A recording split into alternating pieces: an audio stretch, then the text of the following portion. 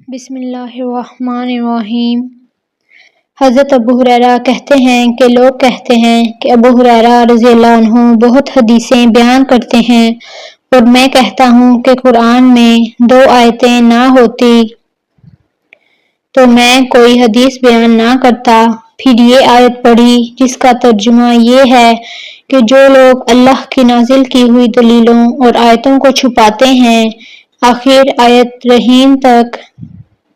واقعہ یہ ہے کہ ہمارے مہاجرین بھائی تو بازار کی خرید و فروخت میں لگے رہتے تھے، اور انصار بھائی اپنی جائیدادوں میں مشغول رہتے، اور ابو ہریرہ رسول اللہ صلی اللہ علیہ وآلہ وسلم کے ساتھ جی بھر کر رہتا تاکہ آپ کی رفاقت میں شکم پری سے بھی بے فکری رہے، اور ان مجلسوں میں حاضر رہتا جن مجلسوں میں دوسرے حاضر نہ ہوتے، اور وہ باتیں محفوظ رکھتا جو دوسرے محفوظ نہیں رکھ سکتے تھے۔ صحیح بخاری حدیث نمبر 118۔ ابو ہریرہ رضی اللہ عنہ کہتے ہیں کہ میں نے عرض کیا، یا رسول اللہ، میں آپ صلی اللہ علیہ وآلہ وسلم سے بہت باتیں سنتا ہوں مگر بھول جاتا ہوں۔ آپ صلی اللہ علیہ وآلہ وسلم نے فرمایا، اپنی چادر پھیلاؤ۔ میں نے اپنی چادر پھیلائی۔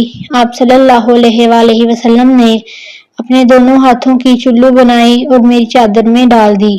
فرمایا کہ چادر کو لپیٹ لو۔ میں نے چادر کو اپنے بدن پر لپیٹ لیا، پھر اس کے بعد میں کوئی چیز نہیں بھولا۔ صحیح بخاری حدیث نمبر 119۔ میں نے رسول اللہ صلی اللہ علیہ وآلہ وسلم سے علم کے 2 برتن یاد کر لیے ہیں، ایک کو میں نے پھیلا دیا ہے، اور دوسرا برتن اگر میں پھیلاؤں تو میرا یہ نرخڑا کاٹ دیا جائے۔ امام بخاری رحمۃ اللہ علیہ نے فرمایا کہ بلعوم سے مراد وہ نرخڑا ہے جس سے کھانا اترتا ہے۔ صحیح بخاری حدیث نمبر 120۔ بسم اللہ الرحمن الرحیم۔ رسول اللہ صلی اللہ علیہ وآلہ وسلم نے فرمایا کہ ایک روز موسیٰ علیہ السلام نے کھڑے ہو کر بنی اسرائیل میں خطبہ دیا تو آپ سے پوچھا گیا کہ لوگوں میں سب سے زیادہ صاحب علم کون ہے؟ انہوں نے فرمایا کہ میں ہوں۔ اس وجہ سے اللہ کا غصہ ان پر ہوا کہ انہوں نے علم کو خدا کے حوالے کیوں نہ کر دیا۔ تب اللہ نے ان کی طرف وحی بھیجی کہ میرے بندوں میں سے ایک بندہ دریاؤں کے سنگم پر ہے، جہاں فارس اور روم کے سمندر ملتے ہیں، وہ تجھ سے زیادہ عالم ہے۔ موسیٰ علیہ السلام نے کہا، اے پروردگار، میری ان سے ملاقات کیسے ہو؟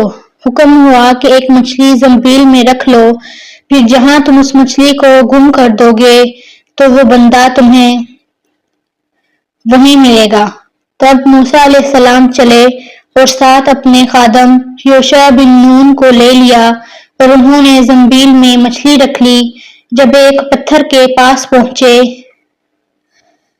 دونوں اپنے سر اس پر رکھ کر سو گئے، اور مچھلی زنبیل سے نکل کر دریا میں اپنی راہ بناتی چلی گئی، اور یہ بات موسیٰ علیہ السلام اور ان کے ساتھی کے لیے بے حد تعجب کی تھی۔ پھر دونوں باقی رات اور دن میں جتنا وقت باقی تھا چلتے رہے۔ جب صبح ہوئی، موسیٰ علیہ السلام نے خادم سے کہا، ہمارا ناشتہ لاؤ، اس سفر میں ہم نے کافی تکلیف اٹھائی ہے۔ اور موسیٰ علیہ السلام بالکل نہیں تھکے تھے، مگر جب اس جگہ سے آگے نکل گئے جہاں تک انہیں جانے کا حکم ملا تھا، تب ان کے خادم نے کہا، کیا آپ نے دیکھا تھا کہ جب ہم صخرہ کے پاس ٹھہرے تھے تو میں مچھلی کا ذکر بھول گیا؟ بقول باز صخرہ کے نیچے آب حیات تھا، وہ اس مچھلی پر پڑا اور وہ زندہ ہو کر بقدرت الہی دریا میں چل دی۔ یہ سن کر موسیٰ علیہ السلام بولے کہ یہ ہی وہ جگہ ہے جس کی ہمیں تلاش تھی۔ تو وہ پچھلے پاؤں واپس ہو گئے۔ جب پتھر تک پہنچے تو دیکھا کہ ایک شخص کپڑا اوڑھے ہوئے موجود ہے۔ موسیٰ علیہ السلام نے انہیں سلام کیا۔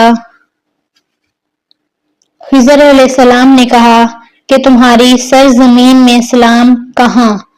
پھر موسیٰ علیہ السلام نے کہا کہ میں موسیٰ علیہ السلام ہوں۔ خضر بولے کہ بنی اسرائیل کے موسیٰ؟ انہوں نے جواب دیا کہ ہاں۔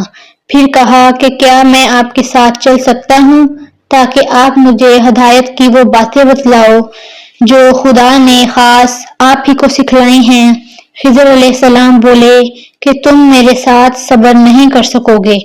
اسے موسیٰ، مجھے اللہ نے ایسا علم دیا ہے جسے تم نہیں جانتے، اور تم کو جو علم دیا ہے اسے میں نہیں جانتا۔ اس پر موسیٰ علیہ السلام نے کہا کہ خدا نے چاہا تو آپ مجھے ثابت پاؤ گے اور میں کسی بات میں آپ کی نافرمانی نہیں کروں گا۔ پھر دونوں دریا کے کنارے کنارے پیدل چلے۔ ان کے پاس کوئی کشتی نہ تھی کہ ایک کشتی ان کے سامنے سے گزری تو وہ کشتی والوں سے انہوں نے کہا کہ ہمیں بٹھا لو۔ خضر علیہ السلام کو انہوں نے پہچان لیا اور بغیر کرایہ کے سوار کر لیا۔ اتنے میں ایک چڑیا آئی اور کشتی کے کنارے پر بیٹھ گئی۔ پھر سمندر میں اس نے ایک یا دو چونچیں ماری۔ اس سے دیکھ کر خضر علیہ السلام بولے کہ اے موسیٰ علیہ السلام، میرے اور تمہارے علم نے اللہ کے علم میں سے اتنا ہی کم کیا ہوگا جتنا اس چڑیا نے سمندر کے پانی سے۔ پھر خضر علیہ السلام نے کشتی کے تختوں میں سے ایک تختہ نکال ڈالا۔ موسیٰ علیہ السلام نے کہا کہ ان لوگوں نے تو ہمیں کرایہ لیے بغیر مفت میں سوار کیا اور آپ نے ان کی کشتی کی لکڑی اکھاڑ ڈالی تاکہ یہ ڈوب جائے۔ خضر علیہ السلام بولے کہ کیا میں نے نہیں کہا تھا تم میرے ساتھ صبر نہیں کر سکو گے؟ اس پر موسیٰ علیہ السلام نے جواب دیا کہ بھول پر میری گرفت نہ کرو۔ موسیٰ علیہ السلام نے بھول کر یہ پہلا اعتراض کیا تھا۔ پھر دونوں چلے۔ کشتی سے اتر کر ایک لڑکا بچوں کے ساتھ کھیل رہا تھا۔ خضر علیہ السلام نے اوپر سے اس کا سر پکڑ کر ہاتھ سے اسے الگ کر دیا۔ موسیٰ علیہ السلام بول پڑے کہ آپ نے ایک بے گناہ بچے کو بغیر کسی جانی حق کے مار ڈالا، غضب ہو گیا۔ خضر علیہ السلام بولے کہ میں نے تم سے نہیں کہا تھا کہ تم میرے ساتھ صبر نہیں کر سکو گے؟ ابن عینیہ کہتے ہیں کہ اس کلام میں پہلے سے زیادہ تاکید موجود ہے، کیونکہ پہلے کلام میں لفظ لک نہیں کہا تھا، اس میں لک زائد کیا جس سے تاکید ظاہر ہے۔ پھر دونوں چلتے رہے حتیٰ کہ ایک گاؤں والوں کے پاس آئے۔ ان سے کھانا لینا چاہا، انہوں نے کھانا کھلانے سے انکار کر دیا۔ انہوں نے وہیں دیکھا کہ ایک دیوار اسی گاؤں میں گرنے کے قریب تھی۔ خضر علیہ السلام نے اپنے ہاتھ کے اشارے سے اسے سیدھا کر دیا۔ موسیٰ علیہ السلام بول اٹھے کہ اگر آپ چاہتے تو گاؤں والوں سے اس کام کی مزدوری لے سکتے تھے۔ خضر علیہ السلام نے کہا کہ بس اب ہم اور تم میں جدائی کا وقت آ گیا۔ جناب محبوب کبریا رسول اللہ صلی اللہ علیہ وآلہ وسلم فرماتے ہیں کہ اللہ موسیٰ علیہ السلام پر رحم کرے۔ ہماری تمنا تھی کہ موسیٰ علیہ السلام کچھ دیر اور صبر کرتے تو مزید واقعات ان دونوں کے بیان کیے اور ہمارے سامنے روشنی میں آتے، مگر موسیٰ علیہ السلام کی عجلت نے اس علم لدنی کے سلسلے کو جلد ہی منقطع کرا دیا۔ صحیح بخاری حدیث نمبر 123۔